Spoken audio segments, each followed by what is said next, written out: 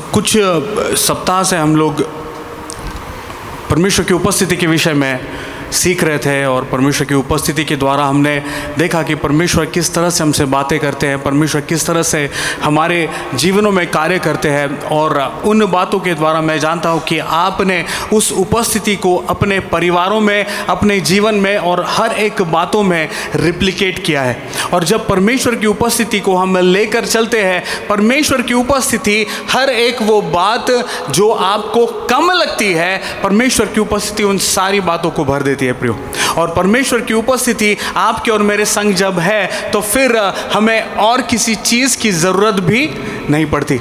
जहाँ परमेश्वर की उपस्थिति है, जिस तरह से पास्टर जतिन ने कहा कि परमेश्वर की उपस्थिति में आनंद की भरपूरी है, परमेश्वर की उपस्थिति में आनंद है, परमेश्वर की उपस्थिति में वो सारी बातें हैं जो हम संसार में खोजते हैं, संसार में ढूंढते हैं। यदि आपको और मुझे खुदा मिल जाए, यदि आपको और मुझे परमेश्वर मिल जाए, फिर हमें और किसी भी बात की ज़रूरत नहीं प्रियो, हमें और किसी बात की ज़रूरत नहीं। एक बात जब मैं इस विषय के ऊपर मनन कर रहा था, परमेश्वर की उपस्थिति के विषय में, एक बात बार बार मुझे लग रही थी कि कई दफ़ा हम परमेश्वर की उपस्थिति की चाहत तो रखते हैं, पर हमारी जिंदगियों की कमियों के द्वारा हमारे जीवनों में कुछ ऐसी बातें होती है जिसके द्वारा वो उपस्थिति आपके और मेरे करीब नहीं आती। क्यों? क्योंकि परमेश्वर पवित्र है। हम उस परमेश्वर की आराधना करते हैं, हम उस परमेश्वर की आराधना करते हैं जो अति पवित्र परमेश्वर है। और यदि आप उस पवित्र परमेश्वर की आराधना करने चाहते हैं तो आपको और मुझे ज़रूरत है कि हम अपने आप को बदले और फिर उस परमेश्वर के सन्मुख जाए और उस परमेश्वर को अपने जीवन में लेकर जाए, अपने जीवन में देखें। और हर एक बातों में कई दफ़ा हम बार बार कहते हैं कि ज़रूरत नहीं कि हम अपने आप को बदले और फिर परमेश्वर के पास जाए। हाँ, ज़रूरत नहीं है, बिल्कुल भी ज़रूरत नहीं अपने आप को बदल कर परमेश्वर के पास जाने की।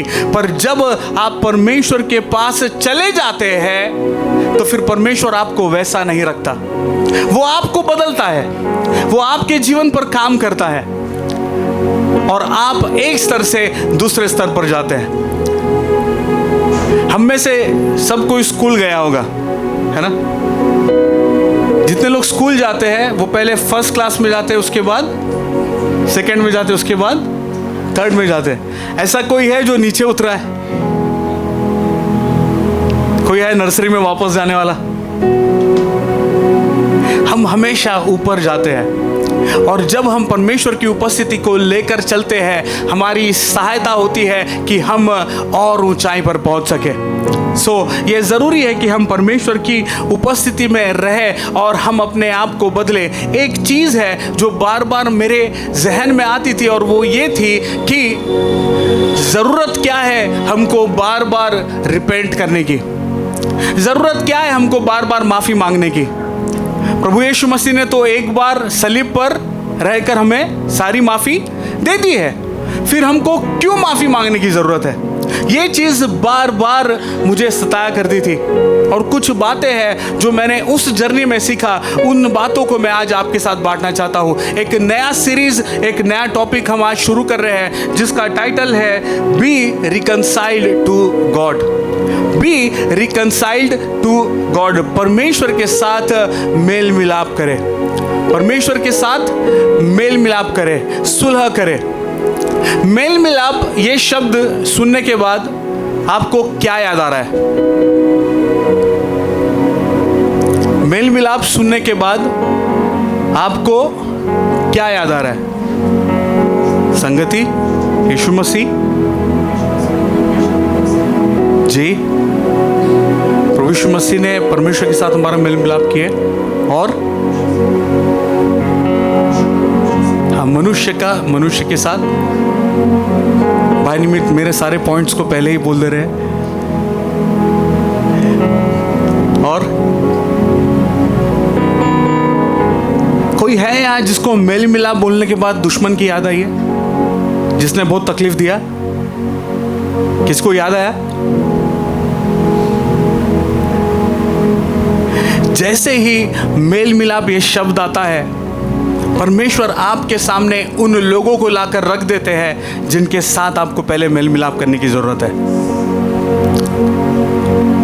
ये जरूरी है कि हम अपने आप को परमेश्वर के सन्मुख रखें, और यह भी जरूरी है कि हम लोगों के साथ भी अपना मेल मिलाप रखें, लोगों के साथ हम सुलह करें। एक संबंध जो परमेश्वर का आदम के साथ था, आदम के गुनाहों के द्वारा जो संबंध टूट गया था, उस संबंध को, उस ब्रिज को फिर से स्थापित करने के लिए परमेश्वर को अपने एकलौते बेटे प्रभु यीशु मसीह को इस संसार में भेजना पड़ा प्रियो, ताकि वो परमेश्वर आपसे और मुझसे मेल मिलाप कर सके। वो पवित्र परमेश्वर, वो महान परमेश्वर जो सर्वोच्च है, जो महान है, वो महान परमेश्वर चाहता था कि आप भी उस परमेश्वर से मिल सके। इसलिए प्रभु यीशु मसीह को उस सलीब पर बलिदान होना पड़ा, इसलिए प्रभु यीशु मसीह को उस सलीब पर प्राण देना पड़ा। और जब प्रभु यीशु मसीह ने अपने लहू को, अपने शरीर को उस सलीब पर बलिदान दे दिया, उसके बाद ही एक ब्रिज बन गया। आज आप और मैं उस परमेश्वर से रूबरू मुलाकात कर सकते हैं। अब आपके और मेरे बीच में अब वो पर्दा नहीं है, वो पर्दा ऊपर से लेकर नीचे तक पूरी तरह फट गया है। अब वो पर्दा दो भाग हो गया है। अब आप और मैं उस परमेश्वर को देख सकते हैं। उस तंबू में एक पर्दा था जिसके भीतर सिर्फ याजक जाया करते थे, और उस पर्दे के भीतर परमेश्वर की उपस्थिति हुआ करती थी। पर जब प्रभु यीशु मसीह ने उस बलिदान को उस सलीब पर किया, प्रभु यीशु मसीह ने उस पर्दे को फाड़ दिया, ताकि परमेश्वर और मैं और आप, हम एक दूसरे से मुखातिब हो सके, हम एक दूसरे से रूबरू हो सके। ये जरूरी है कि आपका और मेरा मेल मिलाप परमेश्वर के साथ हो जाए। मेरे साथ एक वचन को निकाल लीजिए, 2 कुरिन्थियों उसका 5वां अध्याय वचन 17 से लेकर 21 तक। हम इन वचनों को पढ़ेंगे और इन वचनों में जो बातों को लिखा गया है, उन वचनों के तहत हम कुछ बातों को सीखेंगे। 2 कुरिन्थियों उसका 5वां अध्याय वचन 17 से लेकर 21 तक।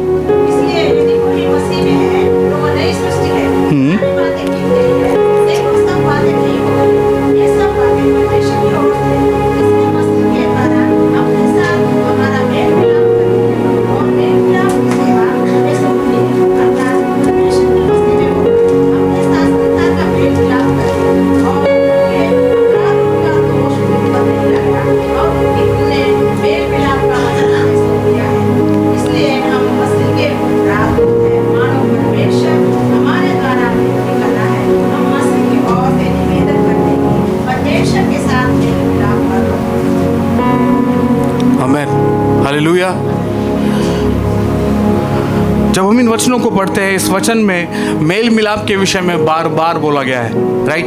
मेल मिलाप के विषय में बार बार बोला गया है। 2 Corinthians chapter 5 verse 17 to 21। 2 Corinthians chapter 5 verse 17 to 21। So जब हम इन वचनों को देखते हैं, वचन साफ साफ बोलता है कि हम मसीह में नई सृष्टि है। हम मसीह में नई सृष्टि है। हम मसीह में नई सृष्टि कब बनते हैं प्रियो? हम मसीह में नई सृष्टि तब बनते हैं जब हम प्रभु यीशु मसीह को अपना उद्धारकर्ता स्वीकार करते हैं। जिस दिन आपने अपने जीवन में प्रभु यीशु मसीह को अपना उद्धारकर्ता, अपना व्यक्तिगत उद्धारकर्ता करके स्वीकार कर लिया, उसी दिन आप एक नई सृष्टि बन जाते हैं। और एक नई सृष्टि पुरानी बातों में नहीं रहती, एक नई सृष्टि पुरानी चीजों में नहीं रह सकती। ये बहुत जरूरी है कि आप और मैं पुरानी बातों को पीछे छोड़कर सदैव हम आगे जाए। कई दफा मैं बार बार एक बात को कहता हूं कि शैतान का यह हथियार है कि वो आपकी पुरानी बातों को, वह आपके पास्ट को बार बार आपके सामने लेकर आएगा, ताकि आप अपने प्रेजेंट को खराब कर दे, आप अपने फ्यूचर को खराब कर दे। जरूरी है कि हम अपने पास्ट को पास्ट में ही रहने दें और हम आगे बढ़ते चले जाएं। हर एक मसीही जो परमेश्वर से प्रेम करता है, जो मसीह से प्रेम करता है, वो सदैव आगे की ओर देखता है और परमेश्वर के पीछे चलता है। आमीन, हालेलुया। हम सब कौन हैं? यदि प्रभु यीशु मसीह हमारा चरवा है तो हम सब कौन हैं? भेड़ या बकरी? हम सब भेड़ है। और भेड़ का जो चरवाहा है वो कहाँ चलता है? सामने चलता है या पीछे चलता है? भेड़ का चरवाहा सदैव सामने चलता है।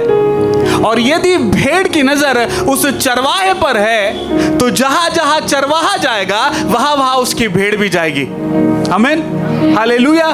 जब आप और मैं उस प्रभु यीशु मसीह को अपना चरवाहा मानते हैं तो जरूरी है कि उस प्रभु यीशु मसीह के बताए हुए रास्तों पर हम चले, उनके पद चिन्हों पर हम चलते चले जाए। और यदि आपकी और मेरी निगाहें प्रभु यीशु मसीह पर है तो हम हर दिन रिन्यू होते हैं, हमारा ज्ञान, हमारी बुद्धि हर दिन रिन्यू होती है, हम अपने आप को नया करते हैं और परमेश्वर के पीछे पीछे चलते जाते हैं। इसलिए वचन कहता है कि हमें नई सृष्टि बनना है, हमें नई सृष्टि बनना है, हम मसीह में नई सृष्टि है।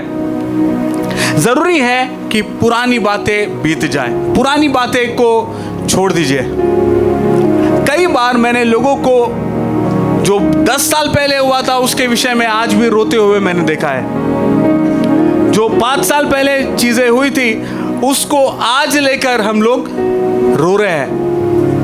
पुरानी बातों को पीछे छोड़ दे प्रियो और हम आगे बढ़ते चले जाए, क्योंकि आपका चरवाहा आगे चल रहा है, वो रुका हुआ नहीं है ना? क्योंकि आपके साथ जो भेड़े हैं वो भेड़े भी चल रही है। यदि सिर्फ आप अकेले रुक जाएंगे तो आप रुक जाएंगे, और जो बिछड़ जाता है शैतान उसे आसानी से खत्म करता है। इसलिए जरूरी है कि आप प्रभु यीशु मसीह के पीछे चले, प्रभु यीशु मसीह की ओर ताके, अपनी पुरानी बातों को छोड़कर, जो भी पुरानी आपके जीवनों में जो भी घटित हुआ है उन सारी बातों को छोड़कर आप रिन्यू होते जाए, आप नए बनते जाए और आगे बढ़ते जाए। जो पुरानी बातों ने बिगाड़ा था उसे ठीक करे, जो पुरानी बातों ने बिगाड़ा था उसे ठीक करे। और आप में और मुझ में सामर्थ्य नहीं है कई दफा चीजों को ठीक करने के लिए। जरूरी है कि हम परमेश्वर की मदद मांगे कि खुदा मैंने इन एरियाज को खराब किया है, मैंने इन एरियाज में गलती की है, आप मेरी मदद कीजिए, आप मेरी सहायता करें। प्रियो, जिस तरह से पास्टर जतिन बार बार कह रहे थे कि आपका और मेरा संबंध परमेश्वर से एक पिता और बेटे का संबंध है। जब एक बेटा अपने पिता से गिड़गिड़ाता है तो उसका पिता उसे जरूर दया करता है, उसका पिता अपने बच्चों पर जरूर दया करता है। यदि आपने अपनी जिंदगी में कुछ भी गलत किया है, यदि कुछ भी अब तक बिगड़ा है, तो उस बिगड़ी हुई चीज को उस कुम्हार के हाथों में दे दे। आपका और मेरा कुम्हार परफेक्ट है बिगड़ी हुई चीजों को बहुत अच्छा बनाने के लिए। हालेलुया। वो परमेश्वर महान है प्रियो, वो परमेश्वर ऐसा है जो बिगड़ी हुई चीजों को लेता है और उन पर काम करता है और फिर उन्हें इस्तेमाल करता है। यदि परमेश्वर बिगड़ी हुई चीजों से काम नहीं करता तो आज मैं भी यहां पर नहीं होता, आज आप लोग भी यहां पर नहीं होते। परमेश्वर परफेक्ट लोगों को नहीं ढूंढता, संसार ढूंढता है। जब जॉब प्लेसमेंट होता है, जब कोई जॉब प्लेसमेंट होता है, उसमें कभी कोई ऐसी कंपनी है जो बोलती है कि जो फेल्यूर है वो पहले आओ? नहीं, परमेश्वर ही ऐसा परमेश्वर है जो बोलता है कि जितने फेल्यूर्स है पहले आ जाओ, मैं तुम्हारी सहायता करूंगा, मैं तुम्हारी मदद करूंगा, मैं तुमको परफेक्ट बनाऊंगा। वो परमेश्वर फेल्योर्स के साथ काम करना बेहतर जानता है प्रियो। यदि आप अपनी जिंदगियों में कहीं पे भी अपने आप को कम आंक रहे हैं, अपने जीवन में आपने कभी भी फेल्योर महसूस किया है, अपनी जिंदगियों में आपने कभी भी हार महसूस की है, तो आप उस परमेश्वर के करीब जाइए। वो परमेश्वर आपको गले लगाएगा और आपको जरूर इस्तेमाल करेगा। वो जरूर आपको इस्तेमाल करेगा। कई बार आप वो जो पुरानी बातें बीत गई होती है, उन पुरानी बातों का असर आपकी जिंदगियों पर आज भी रह जाता है। बहुत ज़रूरी है कि हम उन सारी पुरानी बातों के असर को दूर कर दें। परमेश्वर के सन्मुख जाए, खुदा से कहे, खुदा आप मुझे नया बनाइए, आप मुझे नया बनाइए, आप मुझे नया बनाइए। हम नई सृष्टि है, हम नई सृष्टि है। मेरे पीछे बोलिए, मैं मसीह में नई सृष्टि हूँ। मैं मसीह में नई सृष्टि हूँ। प्रियो, आप और मैं नई सृष्टि जरूर है, पर मसीह में है, इन क्राइस्ट। यदि आप और मैं प्रभु यीशु मसीह में है, तब ही हम नई सृष्टि बन पाते हैं। ये जरूरी है कि हम मसीह में बने रहे, हम मसीह में बने रहे। जब आप और मैं मसीह में आ जाते हैं, तब हम नई सृष्टि बन जाते हैं और सारी पुरानी बातें बीत जाती है। 18 वचन कहता है, और सब बातें परमेश्वर की ओर से है। हालेलुया। सो जो रिकंसिलिएशन है, जो मेल मिलाप है, वो सबसे पहले परमेश्वर की ओर से होता है। क्योंकि हम लोग बहुत देर लगा देते हैं रिकंसाइल करने के लिए, है ना। सॉरी बोलने के लिए हम कई दफा बहुत साल लगा देते हैं। सॉरी एक बहुत छोटा शब्द है, और उस छोटे शब्द की जो ताकत है वो बहुत बड़ी है। जब हम किसी के सामने अपनी गलती को मान लेते हैं, तो वो शब्द हमको तब उसका जो सामर्थ्य है तब हमको महसूस होता है। सो जरूरी है कि हम अपने आप को परमेश्वर के सन्मुख लेके जाएं, हम परमेश्वर के करीब जाएं। और हम परमेश्वर के करीब जब जाते हैं, हम परमेश्वर के पास जाते हैं, तो परमेश्वर ही है जो सबसे पहला स्टेप लेता है। मुझे बार बार ये चीज लगती है कि क्या होता अगर परमेश्वर आदम और हवा से मिलने नहीं आया होता। तो अदन की वाटिका में जब उन्होंने पाप किया था, क्या परमेश्वर को पता नहीं था कि वो गलती करेंगे? परमेश्वर को पता था, पर फिर भी परमेश्वर उनसे मिलने आए। एक पापी से, एक गलती करने वाले से परमेश्वर मिलने आए। पता है क्यों? यदि उस समय आदम माफी मांग लेता, तो आज का जो संसार है वो कुछ अलग होता। परमेश्वर ने पहले कदम उठाया कि मेरा बेटा हो सकता है कि मुझसे माफी मांग ले। प्रियो, माफी मांगने में देरी ना करें, माफी मांगने में देरी ना करें। बहुत सी ऐसी गलतियां हैं जो हम करते आ रहे हैं और हमने अब तक माफी नहीं मांगी। हम उस परमेश्वर के करीब जाएं और परमेश्वर से कहे कि परमेश्वर आप मुझे माफी दीजिए। जिस तरह से वचन का शुरुआत ही कहता है, और सब बातें परमेश्वर की ओर से है। जो रिकंसिलिएशन है, जो सुलह है, वो सबसे पहले परमेश्वर की ओर से है। परमेश्वर पहले मेल मिलाप करके सब कुछ ठीक कर देना चाहते हैं,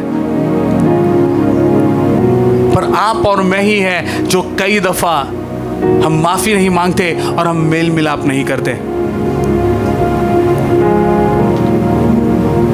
सोच कर देखिए, यदि आपका बॉस आकर आपको कुछ कह देता है और आप भी गुस्से में उसको कुछ कह देते हैं, और आप अपने कैबिन में बैठे हैं कि मेरा बॉस आके मेरे को माफी मांगेगा, ऐसा हो सकता है? पर बाइबल में पूरा उल्टा है। गलती एम्प्लॉय ने किया और माफी परमेश्वर आ रहा है, रुका है, इंतजार कर रहा है, बातचीत कर रहा है कि बेटे माफी मांग ले, सब कुछ सॉर्ट कर देंगे। परमेश्वर उस अदन की वाटिका में खुद गए थे प्रियो। परमेश्वर को पहले ही पता चल गया था कि उन्होंने पाप कर दिया है, पर फिर भी परमेश्वर खुद उस अदन की वाटिका में गए ताकि रिकंसिलिएशन वहीं पर हो जाए। पर आदम और हवा ने माफी नहीं मांगी। हम भी हमेशा यही करते हैं। इजराइलियों ने भी यही किया। वो सिर्फ ब्लेम करते थे। हम लोग भी ब्लेम करते रहते। हमारे जीवन में कुछ भी हुआ तो हम सबसे पहले पलटते और परमेश्वर को ब्लेम करते हैं। हम अपने आप को परमेश्वर के हाथों में दे दे प्रियो। परमेश्वर को काम करने दे अपनी जिंदगियों पर।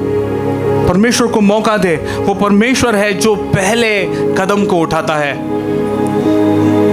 ना। वचन कहता है पहले परमेश्वर ने आपसे प्रेम किया। पहले किसने प्रेम किया? पहले परमेश्वर ने किया, उसके बाद हमने किया।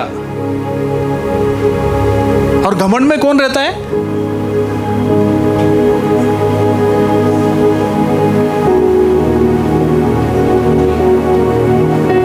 पहले तो प्रेम परमेश्वर ने किया है, बाद में आपने लव यू टू बोला है। पहले आई लव यू तो परमेश्वर ने पहले ही बोल दिया। ये जरूरी है कि हम इस बात को समझे प्रियो।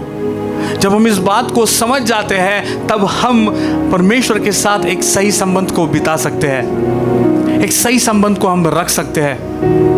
बहुत जरूरी है कि हम अपने आप को नम्र करें, हम अपने अहम को तोड़े, हम अपने घमंड को बाजू रखें और परमेश्वर के सन्मुख जाए और परमेश्वर से माफी मांगे जो कुछ भी आपके और मेरे जीवन में घटित हुआ है उससे।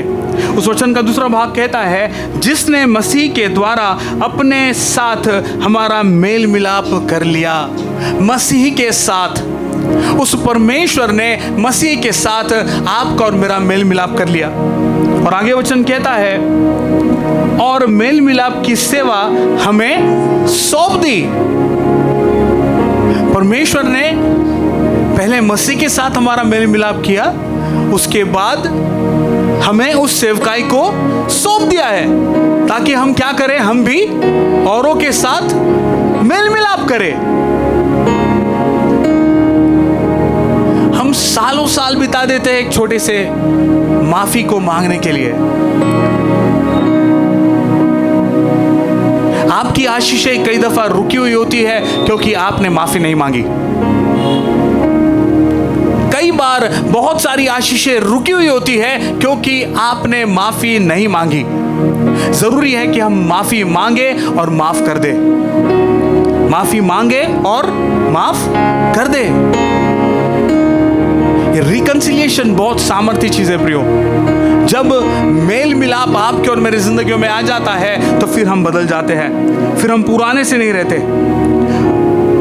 वचन 19 कहता है अर्थात परमेश्वर ने मसीह में होकर अपने साथ संसार का मेल मिलाप कर लिया और उनके अपराधों का दोष उन पर नहीं लगाया और उसने मेल मिलाप का वचन हमें सौंप दिया।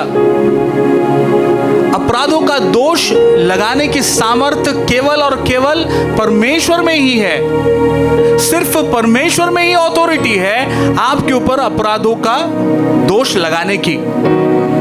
फिर भी उस परमेश्वर ने आपके गुनाहों की माफी प्रभु यीशु मसीह के वसीले से दे दी है प्रियो।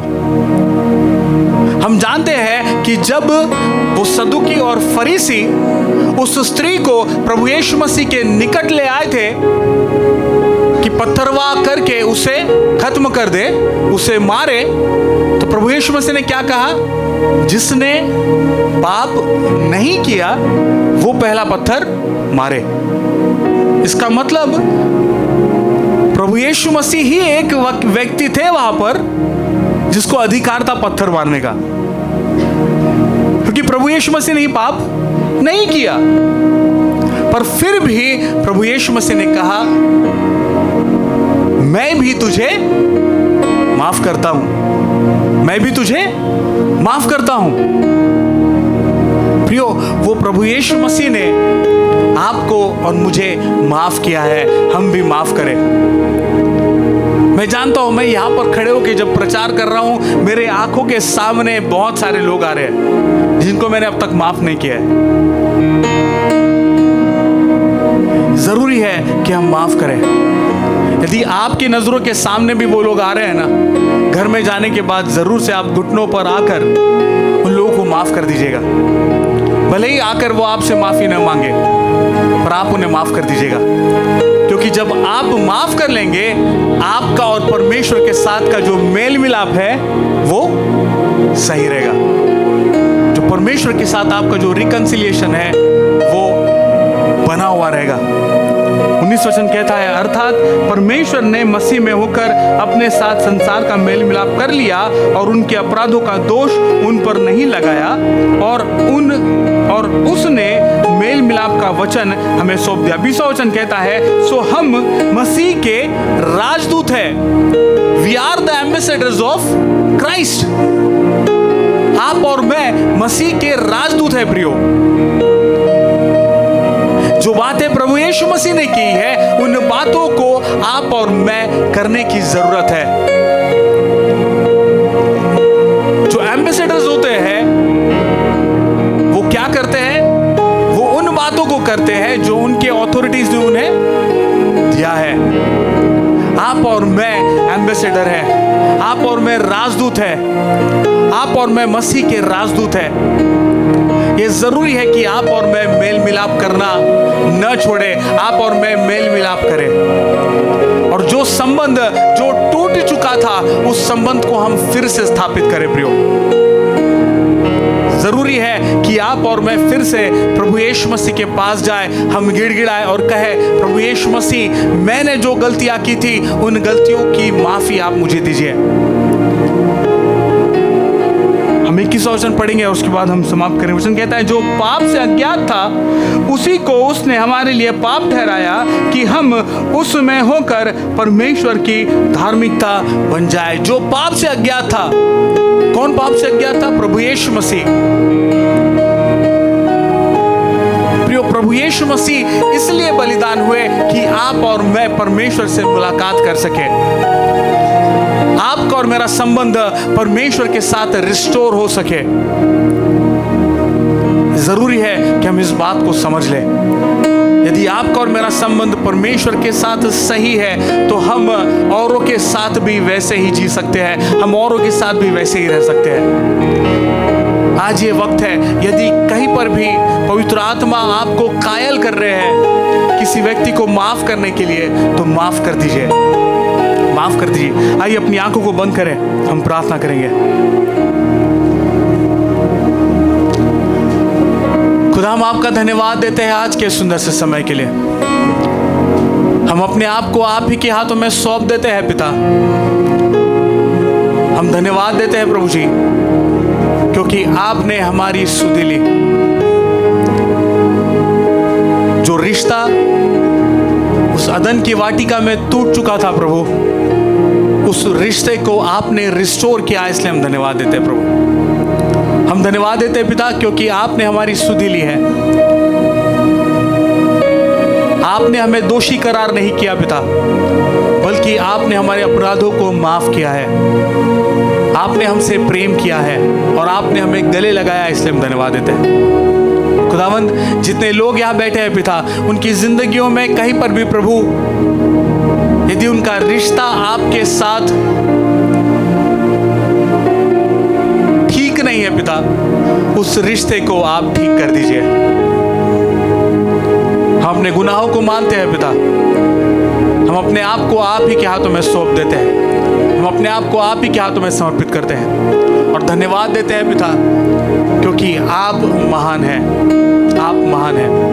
आने वाले संपूर्ण समय को हम आप ही के हाथों में सौंपते हैं प्रभु। आने वाले सप्ताह को हम आपके नाम से आशीष घोषित करते हैं और और हर एक बातों को आप ही के चरणों में समर्पित करते हुए ये छोटी सी विनती प्यारे बेटे प्रभु यीशु मसीह के नाम से मांगते हैं, इसलिए सुनिए, दया से कबूल कीजिए पिता।